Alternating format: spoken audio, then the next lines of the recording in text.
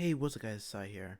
Welcome back to a new series that I'm doing, where basically I'm going to be teaching you all how to make a Spigot plugin with custom items, custom abilities, custom recipes, custom everything. So, if you go into the description, you will find a couple of things. First of them is the JDK.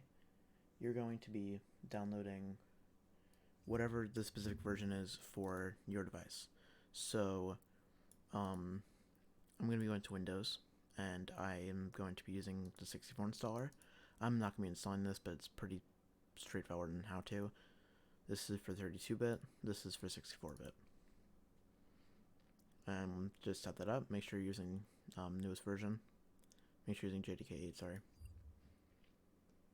Next, you're going to use an IDE. IDE is basically how you edit your files. And I'm going to be using IntelliJ, so I recommend you use IntelliJ. If you're more comfortable or familiar with a different IDE, just use that. And I would recommend Community Edition. It's not, there's no reason to get Ultimate if you're not like an actual company. But I just for you, I recommend use Community. Again, I already have that installed, but again, really straightforward. Next thing we need is Spigot API. This is going to be how we code, basically. So choose your version. I'm going to be doing this tutorial in 1.17.1. So if you want to follow that, then go ahead. You want to install the one with the jar that's closest to the jar that's furthest to the left. So just like Darja and D5, this is .java. This is java.jar. So just the .jar. You're going to install that, and we're just going to save it to our. Let me just. Okay, first before we do this, I'm going to make a folder for this. So I'm going to do new folder. I'm going to call this Spigot Plugin Tutorial. And there we go. Just quickly do something over here. Make sure everything is working properly. I can do that. Okay. Sorry about that. So now in this, I'm going to open it, and I'm going to create a couple things. New folder, and I'm going to make a folder called depend, and then new folder, I'm going to make a folder called server, and then again new folder, and this one is going to be project. So 3 folders, that's all you need. And then we're going to head back into here, install this into desktop, take a plugin tutorial, and depend. We're going to install this. And that is Spigot API completely downloaded. I'm going to change the name of this to and just remove all this at the end. So just Spigot API 1.17.1.jar. And now, next thing we're going to set up is server. I'm using paper. You can use any denomination of bucket for this, but I'm going to be using paper MC. So I'm going to be using 1.17. So you're going to be, I would recommend using the latest version, but I'm going to be using 1.17. So you're going to go legacy. They will not give you support. No, and it will be closed. They will not give you support for legacy builds. So 1.17, I'm going to put this in server, and I'm going to name this just server.jar. And there we go, we have that set up there. Next thing we're going to need to do is new text document, and this could be whatever you want it to be called. So this could, I'm just going to call this startup, but you can call this whatever you want, doesn't matter. And we're going to open this. And then in the description, there's going to be a paste bin. It will look like this. There's going to be a paste bin, and just copy that into start.text, and then Control-Shift-S, and make sure this is all files. And again, you're still in the server folder, and we're just going to save this as startup.bat. And close this, and then we can delete this.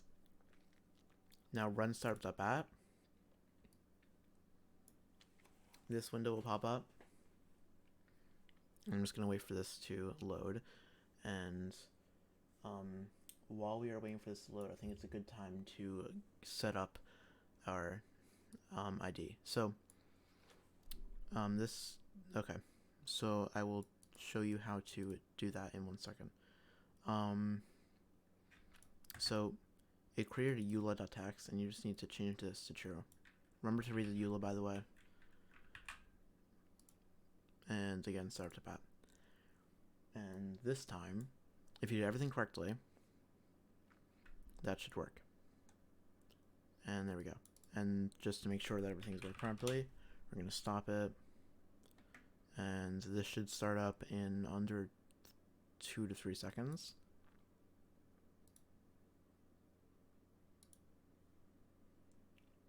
There we go. 0.8 seconds, depending on how fast your internet is, depending on how fast your computer is. Now, we're going to open up IntelliJ.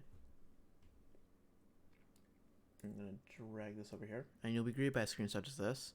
It will not look like this. You will not have all these projects. We're going to go to New Project, and this will pop up. I'm sorry, I'm doing this on my second monitor because there's a watermark on my main one, so I had to drag everything over. Just make sure it's in Java. There's also a plugin for Minecraft. You can just select a paper plugin or Spigot plugin or whatever, but I'm just going to be using Java just to show you guys everything. We're going to open up that. I'm just going to open up something in my other monitor real quick. Let me just... Okay, so next, and then we're just going to name this. This is going to be its project, because we already made the file, so it already exists. And that is just going to turn that into a file. 1 second. Let me just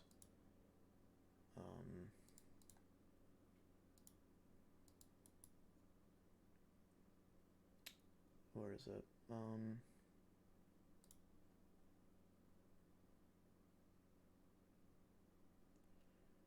That's not going to work, is it?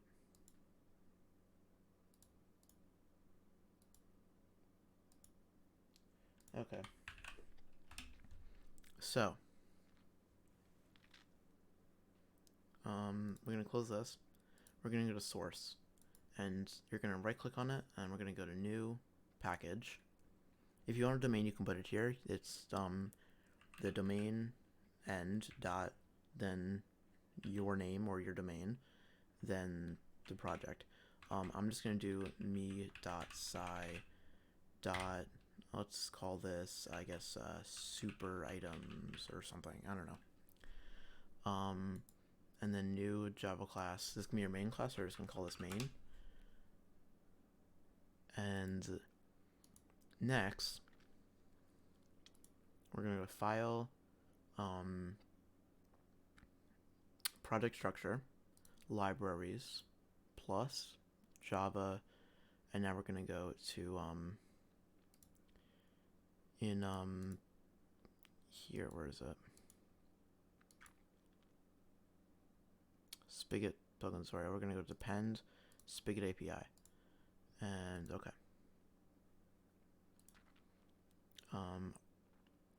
Now, artifacts, jars, modules with dependencies. Okay. And then, here we go. We're going to go to Spigot plugin tutorial, server plugins. Basically, this is that when we build our plugin, it just goes directly into plugins and we don't have to do anything else. And then apply. And there we go. Now we have imported everything we need, and all you have to do now is public class main. You're just going to do extends Java plugin, and make sure you get your capitalization. That is super important. You need to capitalize everything correctly. If you don't, it can literally break. Let me just open up this and just drag this in here. Okay, there we go. Okay. Now we're going to be doing @override, so it overrides everything, and then public, so any class can use this. I'm just going to give us some space right here. Now void, because it's not going to return anything. It's not going to like return a number or return a boolean or return anything. It's just a constant thing that keeps like happens once and then it just is off. So public void on enable, and whenever we're making a method, we're going to put 2 parentheses after, and there we go. You have successfully made a on enable method. Basically what this does is it will sorry, it will, whatever you put in here, it will run it whenever it like starts up, whenever the plugin starts. Next thing we're going to do is public void on disable, and same thing, we're going to add those and add that. Whenever the plugin disables, this will happen, whatever it is you put in here. So if you're familiar with Python, you might think, oh, I'll just do this. But no, that's not how Java works. Also, just a tip about Java, unless there's very few special occasions such as this, but most of the time you need to either end with curly brackets or with a semicolon. So any line, you're going to either end it with a semicolon or a curly bracket. So if there's something wrong with it, or it says syntax expected or something, always make sure that you've done that properly. So we're going to do get server, which is going to get the server, dot get console sender, going to give it access to the console. The console is whenever we start up our server, it's this thing that runs. This is the console. So basically it will allow it to send messages in the console. And then what do we want to do with it? We want to send a message, right? So send message. And then you can just add a string here, and you can just type like plugin enabled or something. I like to do chat color dot let's do light purple, and then plus, and then a string. So super items enabled, yay, or something stupid like that. Then we're just going to copy this into here, and let's just change this to dark purple, I guess. And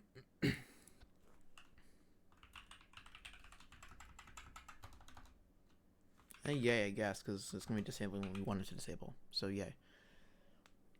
And with that, we should have a working plugin. If I build artifacts, and whenever you build, you either want to stop your server and then start it again, or reload. So we're going to do reload confirm. Now here we have an error. It says invalid plugin.yml. Now there is a YML file we need to make in the source folder, not in your main package in your source folder, you're going to go new, and we're just going to do a file, and it's going to be called plugin.yml. And in here, there's a couple of things we need to make sure it's in source. Okay. Now we need to put in a name. So this is going to be the name of your plugin. So this is obviously super items.